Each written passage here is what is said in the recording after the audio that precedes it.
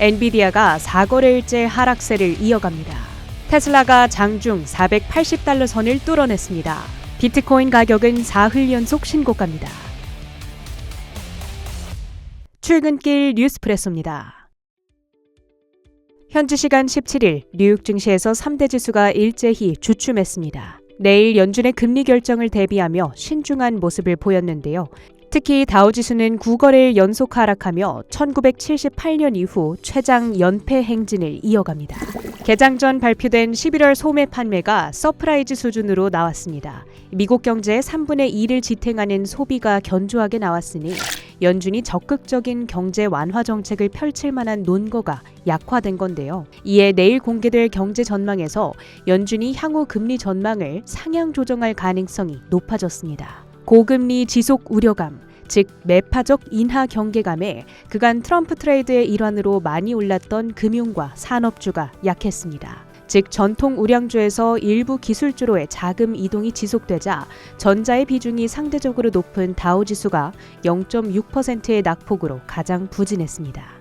뱅크 오브 아메리카가 증시 조정 경고를 내놓은 점도 부담이었는데요. 현재 글로벌 운용사들의 현금 보유 비중이 3.9%로 감소했는데 역사적으로 4% 이하는 글로벌 증시 매도 신호였다는 분석입니다. 조사에 따르면 현재 기관들은 금리 인하기에 대비해 채권의 비중을 줄이고 부동산 등 금리 인하 수혜 자산의 비중을 늘리고 있다 하는데요. 채권 비중 축소는 단기적으로는 주식시장의 호재처럼 보일 수 있으나 장기적으로는 시장 과열, 밸류에이션 우려 등으로 불안정성을 높일 수 있습니다. 테슬라의 주가가 지난 13거래일간 이틀을 제외하고 매일 올랐습니다. 간밤 3.6% 급등하며 480달러 선 바로 아래에서 거래를 끝마쳤는데요. 전일 미주호 증권이 투자 의견을 중립에서 매수로 목표가는 230달러에서 515달러로 대폭 높여 잡은 점이 투심을 자극했습니다. 한편 자동차 업계에서 거대 인수합병 뉴스가 들려왔는데요. 소식의 주인공은 일본의 대표 완성차 업체 혼다와 닛산입니다. 그간 물밑에서 협상을 진행해오던 양사는 양해각서 체결을 눈앞에 두고 있는데요. 성사될 경우 3년 전 스텔란티스 이후 가장 큰 자동차 산업 합병건이 됩니다. 일본의 2위, 3위, 4위 업체인 혼다와 닛산, 또 닛산이 최대 주주로 있는 미쓰비시 모터스까지 뭉칠 경우 연간 판매 대수 800만 대 이상의 글로벌 3위 완성차 거인이 탄생하게 됩니다. 전일 조정 구간에 진입한 엔비디아는 1.3% 추가 하락하며 결국 130달러 선마저 반납했습니다. 중국의 반독점 조사 진행 소식이 연일 부담으로 작용하는데요. 엔비디아의 하락을 부추긴 종목이자 새로운 AI 주도주로 자리매김하나 싶었던 브로드컴은 이틀간 약 40% 폭등한 뒤 3.9% 후퇴했습니다. 퀀텀 컴퓨팅이 레이더 이미징의 왜곡 문제를 해결할 수 있는 고급 연산 기술 디락3를 나사에 제공합니다. 계약 체결 소식에 주가는 51.5% 폭등했는데요. 리게티 컴퓨팅과 D-Wave 퀀텀 등의 관련주들도 32%, 16.2% 동반 강세입니다. 태양광 관련주 솔라엣지는 골드만삭스가 목표가를 상향 조정하자 16.6% 급등했습니다. 화이자는 연간 매출액 가이던스를 예상에 부합하는 수준으로 내놓자 4.7% 올랐습니다.